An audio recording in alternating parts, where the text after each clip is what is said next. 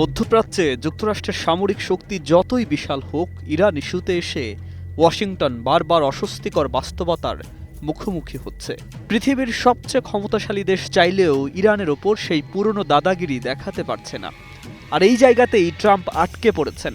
কারণ ইরানকে আঘাত করা মানে শুধু ইরানের সঙ্গে যুদ্ধ নয়, পুরো উপসাগরীয় অঞ্চলে থাকা মার্কিন ঘাঁটিগুলোকে একসঙ্গে ঝুঁকিতে ফেলে দেয়া।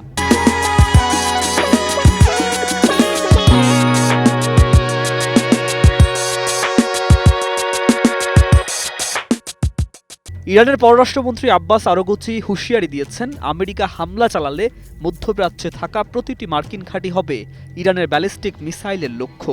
আমেরিকার মূল ভূখণ্ডে আঘাত করা সম্ভব না হলেও কাতার, বাহরাইন, কুয়েত, ইরাক, সিরিয়া, এমনকি সংযুক্ত আরব আমিরাতও তুরস্কের ঘাঁটিও তেহরানের রেঞ্জের মধ্যে। বিশেষজ্ঞদের মতে ইরানের খুররম শাহর ও সেজলিলের মতো উন্নত মিসাইল প্রায় 2000 কিলোমিটার দূরের লক্ষ্যবস্তুতে আঘাত হানতে পারে। ইরানের হাতে রয়েছে প্রায় 2000 স্বল্প ও মাঝারি পাল্লার মিসাইল। আধুনিক আকাশ প্রতিরক্ষা ব্যবস্থা তুলনামূলক দুর্বল হলেও এই মিসাইল ভান্ডারই এখন তাদের সবচেয়ে বড় প্রতিরোধ।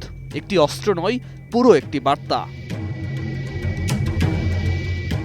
এই পরিস্থিতিতে ট্রাম্পের সমস্যা হলো, মারলে যুদ্ধ, না মারলে অপমান।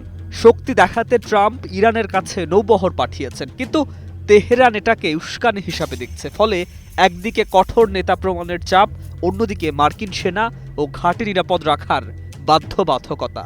দুই দিকেই ট্রাম্পের শাখের করাত।